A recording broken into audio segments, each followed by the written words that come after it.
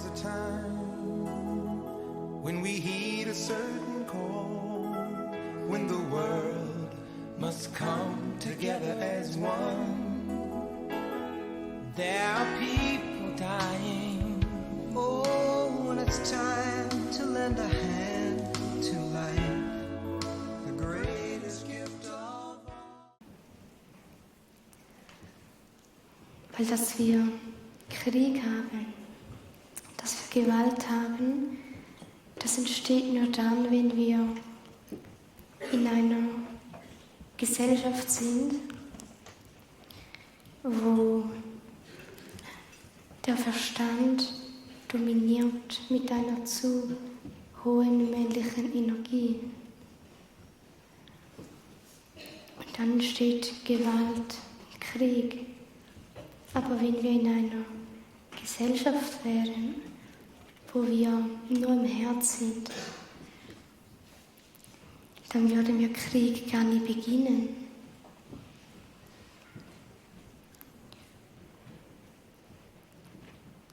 Es gibt ja immer wieder, dass ein Land mit einem anderen Land einen Friedensvertrag macht. Aber diese Friedensverträge, die würde es eigentlich gar nicht brauchen, wenn gegenseitiges Vertrauen herrschen würde. Weil du machst ja nur einen Vertrag, damit du sicher sein kannst, dein Gegenüber, das hält sich daran. Und wenn wir alle im Herz wären, dann wäre es total logisch, dass Krieg einfach aufgehört wird. Und dann braucht es auch keine Verträge.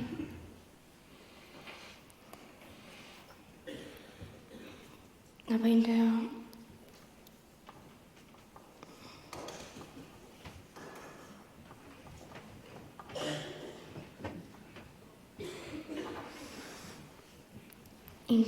heutigen Welt ist es eben so, das klingt jetzt ein wenig seltsam, aber unser gesamtes Wirtschaftssystem lebt nur, weil wir Krieg haben. Das würde gar nicht mehr existieren, hätten wir Weltfrieden.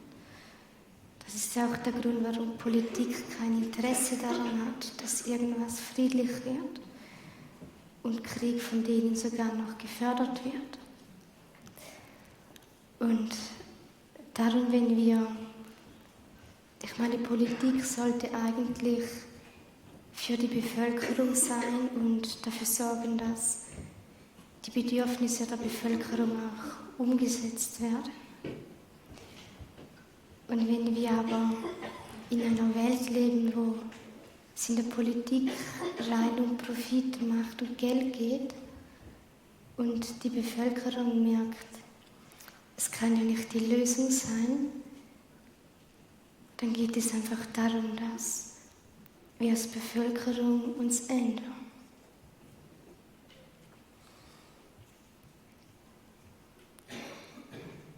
Und dass wir alles, was wir im Physischen tun, das wirkt sich ja feinstofflich auch aus. Und wenn wir, kennt ihr Abstimmungen? Und das Problem daran ist, dass wir unsere Stimme abgeben. Und die benötigen ja wir eigentlich. Und also jeder kann abstimmen, ob er jetzt will oder nicht. Das muss jeder selbst wissen. Aber wenn ihr das macht, dann holt euch feinstofflich eure Stimme wieder zurück. Die gehört eigentlich euch und nicht wen auch immer.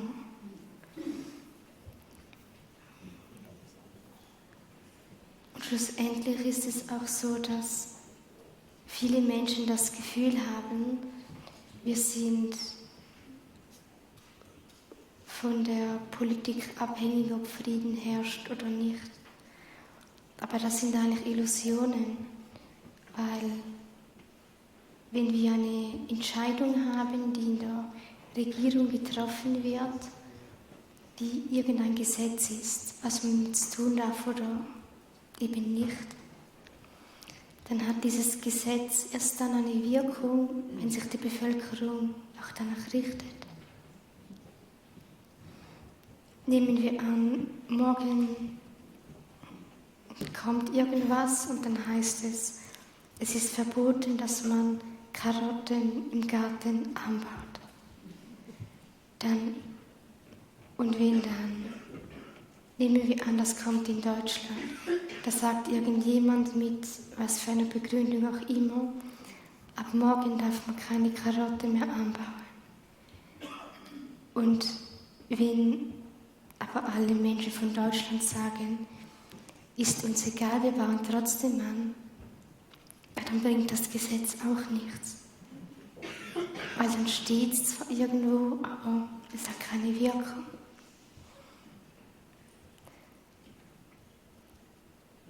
Und auch Krieg.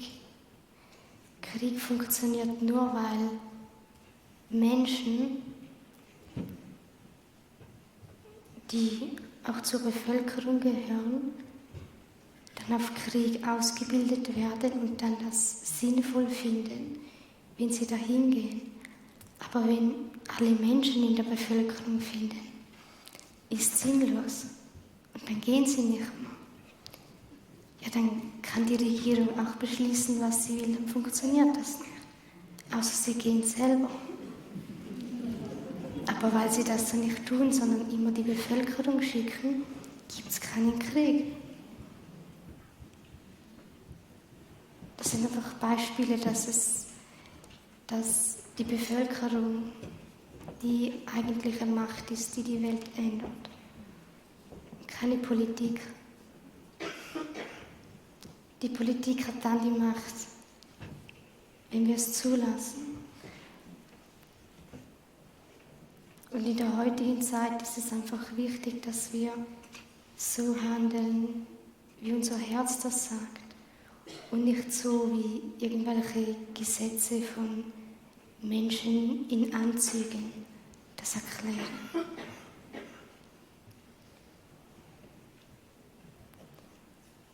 Und dann ändert sich die Welt automatisch.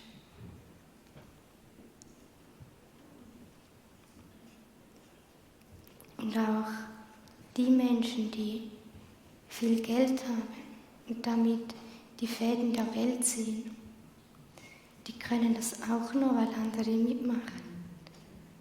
Und wenn irgendwann die Menschen im Herzen empfinden, wir haben jetzt was Besseres zu tun, dann geht bei denen auch nichts mehr.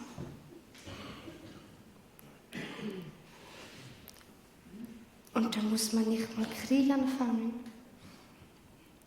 Die Lösung ist einfach, wenn die Menschen im Herz sind und anfangen, die Ethik, die sie im Herz tragen und das, was sie in ihrem Innern für richtig halten, dass sie das leben. Egal, ob das jetzt gesellschaftlich normal ist oder nicht. Weil wenn ihr euch während der ganzen Zeit eures Lebens daran hält, was in der Gesellschaft normal ist, dann ändert sich nichts. Weil die Welt ändert sich nicht durch eine Person, sondern durch viele. Und dafür müssen viele Personen einen Unterschied machen.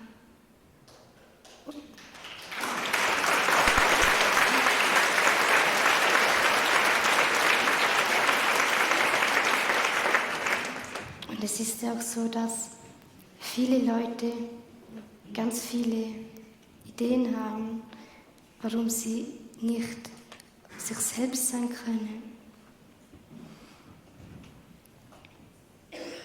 Ich habe eine Familie, habe einen Job, habe keine Zeit, muss zuerst noch was anderes tun. Es ist niemand gezwungen, sein Herz zu sein, so wie es ist. Aber es kommt der Moment, wo, wenn Menschen wirklich eine Änderung wollen, die langfristig ist, dass es nicht funktioniert, dass wir sagen, ich nicht, vielleicht hast du eine Idee. Weil im Moment sind Hunderte und Tausende Menschen stehen vor einem roten Strich. Und dieser rote Strich, das ist die Veränderung.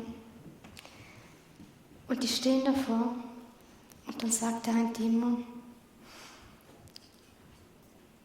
irgendwas muss sich ändern, aber keine Ahnung was.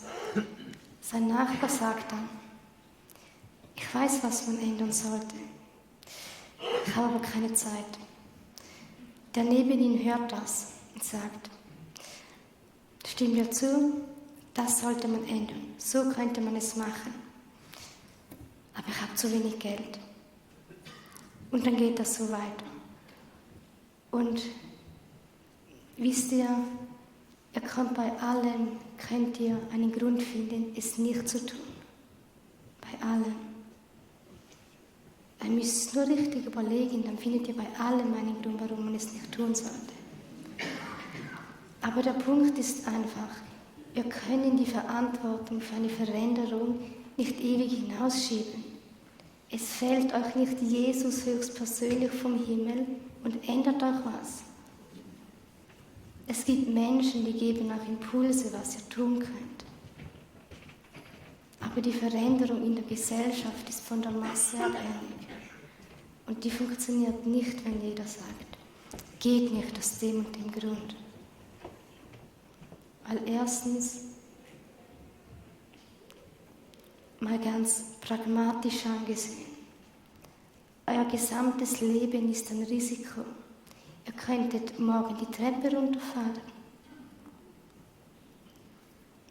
Und es ist einfach so, wir haben eine Verantwortung für uns selbst, für die Gesellschaft und für die Erde. Die haben wir. Und der können wir uns auch nicht entziehen. Und es ist immer der Moment, wo wir uns überlegen müssen, geht es uns darum, was zu ändern und dafür mal eine Minute alleine dazustehen oder seltsam angeschaut zu werden? Oder leben wir lieber so weiter wie bisher? Weil wenn wir so weiterleben wie bisher, dann fahren wir mit 1000 Kilometer pro Stunde in die Steinmauer hinein.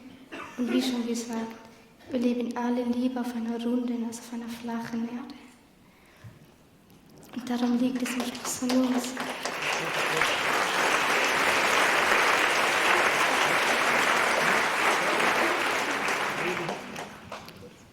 Und es ist auch so, dass wir alle Informationen haben und wir wissen fängs, was wir sicher in der Zukunft nicht mehr wollen.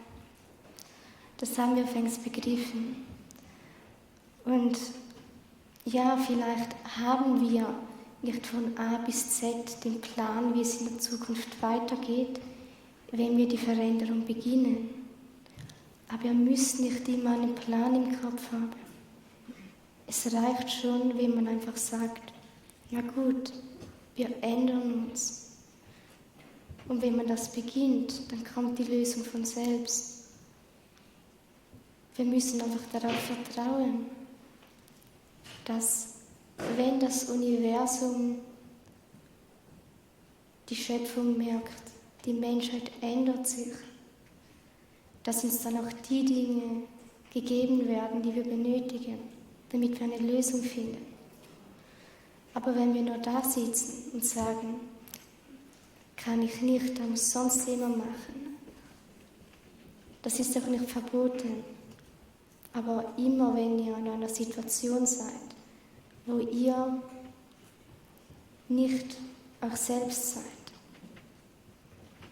dann überlegt euch, wollt ihr das wirklich? Ist das jetzt der richtige Moment? Es ist ja nicht immer, man muss immer überlegen, wann man was wie sagt. Man kann nicht alles, was man weiß, ist im gleichen Zeitpunkt richtig zu sagen. Aber wenn ihr spürt, dass ihr in irgendeiner Situation eigentlich einen Unterschied machen solltet, dann macht ihn einfach. Euer ganzes Leben ist ein Risiko und Gründe, warum man was nicht tun sollte, findet man immer. Aber man findet auch immer Gründe, warum man was tun kann. Und nicht nur, warum man was nicht tun kann. Und dass wir uns einfach uns selbst leben und dass wir unser Herz leben und nicht die gesellschaftliche Norm. Weil die gesellschaftliche Norm steckt in einem Prozess der Veralterung. Und wir sind Individuen. Und es reicht für die Veränderung, wenn ihr das seid, was ihr eigentlich in eurem Innern seid. Und irgendjemand muss den Anfang machen. Weil, wie schon gesagt, es stehen jetzt tausende Menschen vor einem roten Strich und jeder hat Gründe, warum er nichts ändert. Dabei merkt jeder, es muss sich was ändern. Und nicht jeder hat in seinem Innern das Bedürfnis, als Erster auf den roten Strich zu treten. Aber ihr werdet sehen, dass es immer irgendjemand braucht, der einen Anfang macht. Und wenn jemand einen Anfang macht, dann werdet ihr merken, dass Hunderte und Tausende hinterherkommen. Weil wir leben nicht in der Zeit, in der Veränderung ein Geheimnis ist. Wir wissen, dass sie nötig ist. Das wissen alle Gesellschaftsebenen. Die Frage ist, ob die das wahrhaben wollen oder nicht. Aber wenn ihr es wahrhaben wollt und wenn ihr auch spürt, dass es jetzt richtig ist, dann macht es einfach. Und manchmal muss man den Verstand ausschalten und auf die Abers, wenn oder könnte doch verzichten. Weil wenn jeder Mensch, der irgendwas verändert hat auf diesem Planeten, sich zuerst mal überlegt hätte, was das bedeuten könnte, dann lebten wir noch in der Steinzeit. Dann hätten wir keinen Schritt weiter gemacht.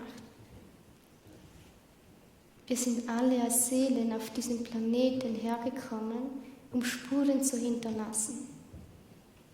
Für das sind wir hier. Und nicht um roboterisiert zu werden. Das waren wir jetzt schon genug, das waren wir jetzt schon lange. Und die Erfahrung war für was gut. Jetzt sollten wir uns wieder daran erinnern, dass, weil wir diesem Spiel zugesagt haben, wir die Verpflichtung und die Verantwortung haben, die Veränderung zu sein, die wir auf der Welt sehen wollen. Weil wenn wir mehr Umweltschutz wollen, dann geht es darum, dass wir in unserem eigenen Leben einen Anfang machen, dass wir Abfall trennen, dass wir vielleicht einen Baum adoptieren, dass wir vielleicht was gründen, was auch immer für einen selbst dann stimmt. Aber wir können nicht das Gefühl haben, die Welt ändert sich, wenn wir die ganze Zeit sagen, es muss sich was ändern und wir ändern uns selbst nicht. Das geht nicht auf. Weil dann ist das wie, wenn ihr in diesem Lastwagen sitzt. Und ihr seht diese Mauer und sagt, ja, ich glaube, wir sollten bremsen. Und dann macht ihr nichts. Das ist etwa das. Und jeder hat seine Zeit, wenn es darum geht, was zu tun. Egal jetzt in welchem Ausmaß, auf welche Art oder in welchem Gebiet. Aber wenn ihr das merkt, dann lasst nicht zu, dass irgendein Wenn, Aber oder könnte doch von euch selbst, von der Gesellschaft oder von Verwandten oder von sonst irgendwas euch da in den Weg steht.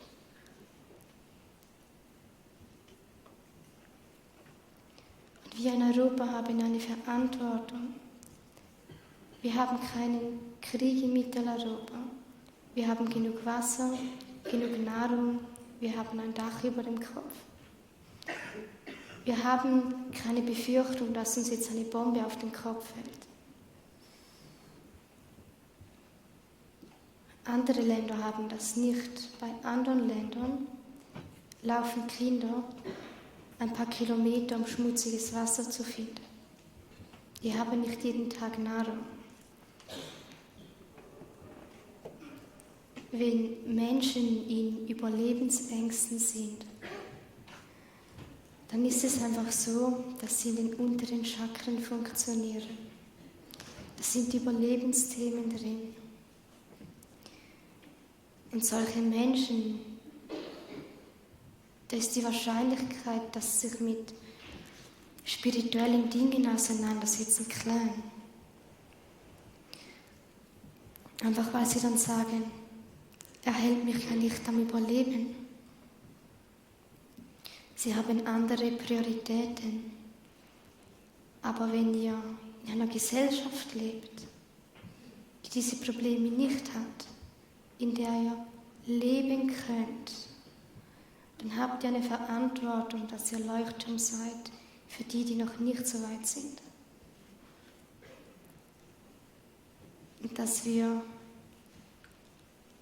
ich glaube, dass Mitteleuropa mit der richtigen Entwicklung zu einem Leuchtturm werden kann für andere Länder.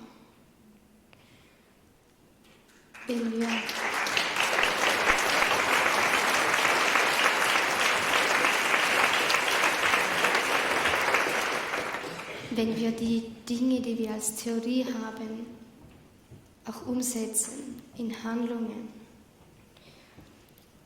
Und wenn wir das getan haben und unsere eigenen Probleme gelöst haben, dann können wir Entwicklungshilfe leisten.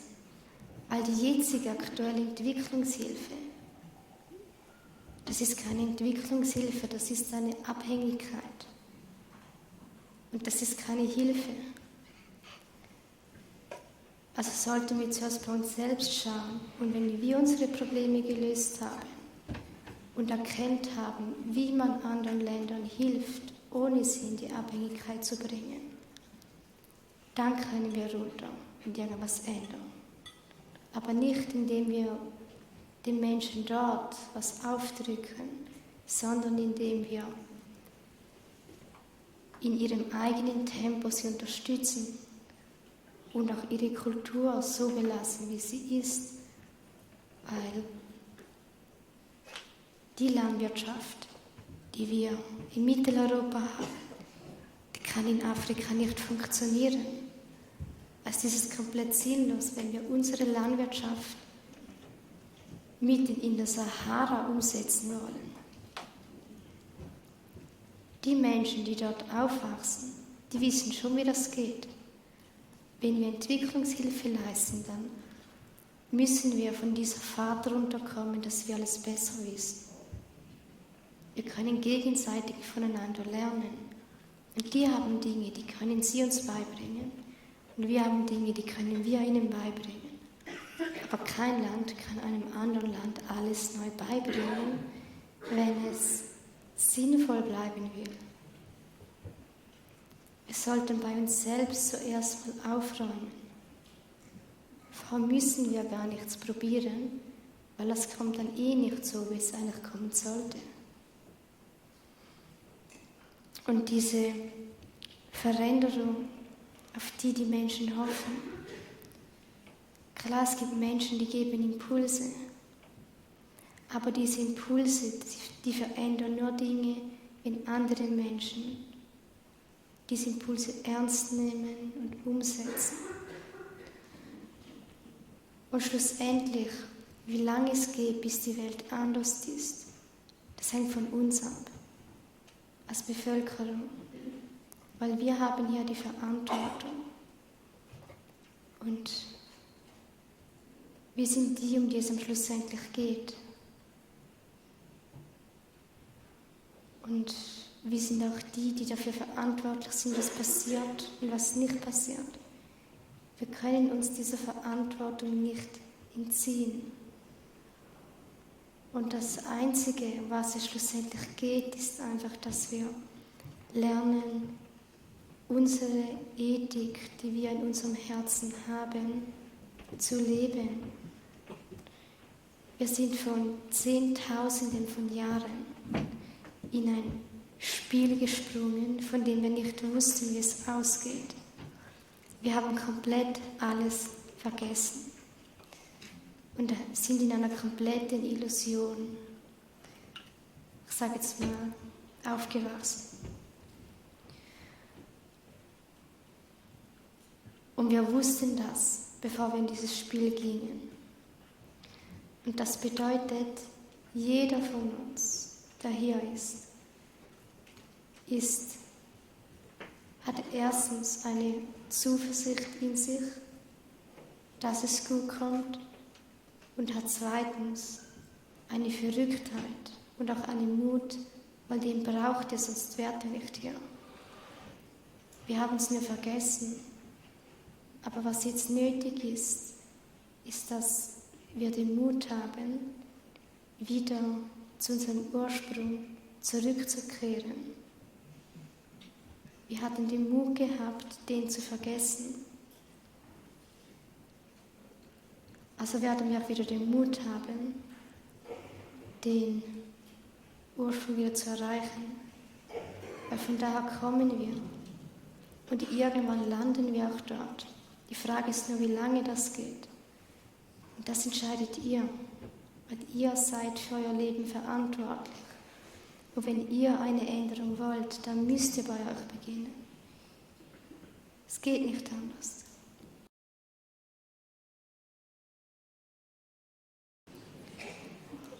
Also ich hoffe, ihr habt begriffen, was ich vor der Pause gesagt habe.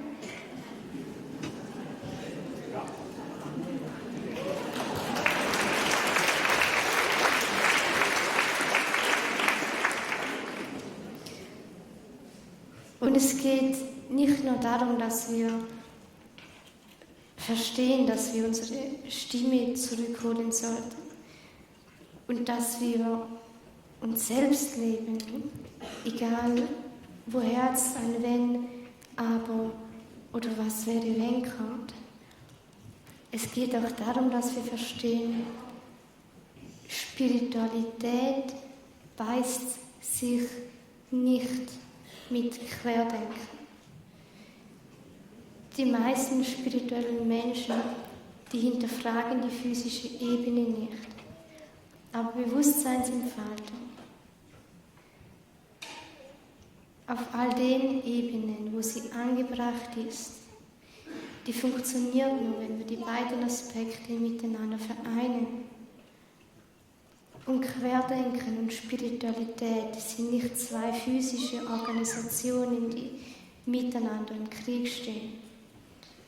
Wenn irgendjemand von euch ein Problem damit hat, spirituell zu sein und die physische Ebene zu hinterfragen, dann ist das euer Problem und nicht das Problem von irgendjemandem oder irgendwas da draußen. Die meisten denken, Bewusstseinserweiterung, da geht es nur darum, dass man die feinstofflichen Ebenen versteht. Aber Bewusstseinserweiterung, da geht es auch darum, dass wir die Ebene verstehen, in die wir hineingeboren werden. Und das ist die physische Ebene. Und die Wahrheit, wie die physische Ebene funktioniert, die lernt ihr nicht unbedingt in der Schule. Und die wird euch auch nicht der Nachrichtensender im Fernsehen erzählen. Da müsst ihr schon selbst auf die Suche gehen. Und niemand muss das, aber wenn ihr die Welt verstehen wollt, dann gibt es einfach Dinge, die auf der physischen Ebene sind, von denen ihr nichts wisst. In den letzten Tagen gab es ja die Nachricht, dass, ich weiß nicht, was China oder sonst irgendein Land, das auf der Rückseite des Mondes gelandet ist. Ja, das ist schön für China. Aber habt ihr das Gefühl, das ist eine solche Sensation? Schon vor Jahrzehnten sind die Menschen auf dem Mond gelandet. Auch auf der Rückseite. Die betreiben dort, das ist jetzt die Überraschung des Tages, Handel mit Außerirdischen.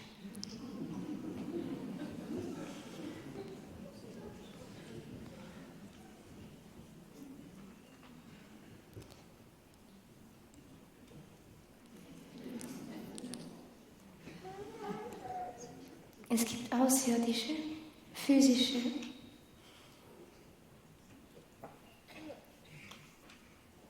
einfach als Input. Aber schlussendlich geht es einfach darum, egal was wir hinterfragen, uns selbst zu hinterfragen, ist mal der Anfang. Aber wir müssen genauso die Welt um uns hinterfragen. Weil das ist genauso Bewusstseinsentfaltung. Und es geht einfach darum, dass spirituelle Menschen verstehen, die physische Welt ist nicht immer so, wie sie aussieht. Und dass die Menschen, die sich damit beschäftigen, dass die Welt eben nicht immer so ist, wie sie aussieht, dass die merken, dass es auch was Feinstoffliches gibt. Und dass da kein Streit zwischen den beiden Gruppen herrscht.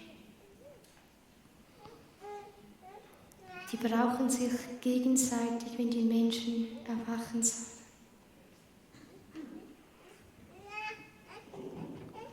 Das kann sich nicht gegenseitig ausgrenzen. Und irgendwann müssen wir uns mit beidem beschäftigen. Aber jeder soll das tun, wenn es für ihn stimmt. Das Wichtigste schlussendlich ist einfach das.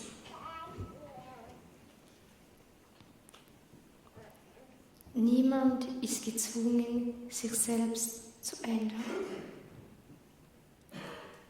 Das liegt alles auf komplett freiwilliger Basis.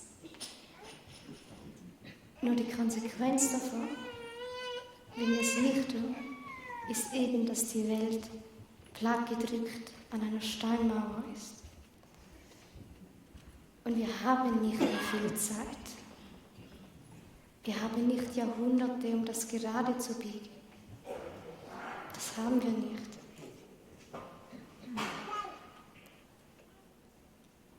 Und die Frage, ob wir das hinbiegen, die kann man nicht mit Ja oder Nein beantworten, weil das hängt davon ab, wie die Bevölkerung weitermacht. Und eine Veränderung, die passiert nicht von heute auf morgen. Alles braucht seine Zeit. Es geht einfach darum, dass wir einen Anfang machen, dass wir einen ersten Schritt tun, egal wo. Weil wenn wir spüren und sehen, es geht darum, dass sich was ändert und es kann so nicht weitergehen. Und wir spüren in uns selbst, dass wir daran mithelfen können. Dann können wir schauen, wo wir spüren, wo und auf welcher Art wir da helfen können. Aber wenn ihr spürt, wie, und wenn ihr wisst, dass es jetzt Zeit ist, dann gibt es keine berechtigten Gründe zum Sagen, kann jetzt nicht. Das sind dann Ausreden. Und wir können nicht ewig mit Ausreden kommen, kann halt nicht, weil. Wir stehen alle vor diesem roten Streifen und Jeder schiebt einen Schritt irgendeinem anderen zu. Und irgendjemand macht den ersten Schritt. Das ist einfach so. Und wenn ihr euch überlegt, dass Hunderte und Tausende wissen, es muss was passieren und irgendjemand macht den ersten Schritt, dann sind nachher Tausende auf diesem roten Streifen. Und natürlich wissen wir manchmal mehr, was wir nicht mehr wollen und wissen nicht immer, wie der ganze Plan aussieht für die Lösung. Aber manchmal geht es gar nicht darum, die Lösung felsenfest in Stein gemeißelt vor sich zu haben. Manchmal geht es einfach darum, dass wir denken, eine Änderung braucht es. Wir wissen, wo wir anfangen können zu verändern. Wir wissen nicht das Ziel oder was wir am Schluss ganz anders haben möchten, wie wir das umsetzen sollen. Vielleicht wissen wir nicht, auf welche Art und Weise wir die Vorstellung unserer Zukunft umsetzen können. Aber wenn wir eine Vorstellung haben und wir wissen, wo wir jetzt stehen, dann geht es nur darum, dass wir den ersten Schritt tun. Alles andere wird sich ergeben. Wir müssen nicht immer alles von A bis Z planen. Es gibt Dinge, die ergeben sich einfach. Also wir brauchen keinen Plan, wie die Zukunft am Schluss aussehen soll. Wir haben unsere Vorstellungen und wissen, wo wir jetzt stehen. Und da geht es nur um den ersten Schritt. Das andere kommt nach und nach. Und Veränderungen brauchen auch Zeit. Es geht nur darum, dass wir beginnen. Und das vor der Pause, das sollte dazu dienen, dass ihr versteht, das liegt in eurer Verantwortung. Ihr könnt da nichts abgeben. Das geht nicht. Das heißt nicht, dass jeder sofort was tun muss. Aber wenn du in dir spürst, es ist jetzt Zeit, dann ist das alleine deine Verantwortung, ob du daraus was machst oder nicht.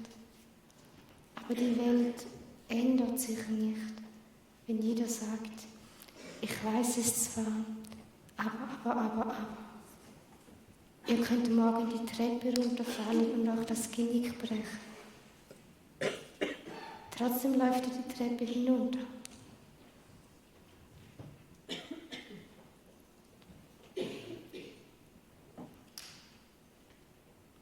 Und wenn ihr euch überlegt, wie viel ihr riskiert habt, als ihr hier in dieses Spiel eingetreten seid, dann war das wohl das größte Risiko, das ihr auf euch nehmen konntet. Also selbst wenn ihr das Gefühl habt, ihr geht ein Risiko ein, dann ist es mit Sicherheit kleiner als das erste Risiko, was ihr mal eingegangen seid. Und da seid ihr auch bald wieder draußen. Also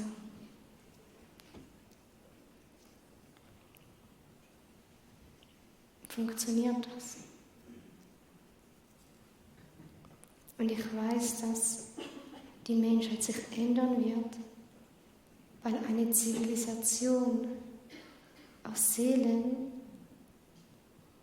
die schon so lange in einer Vollnarkose gelebt hat und jetzt so schnell aufwacht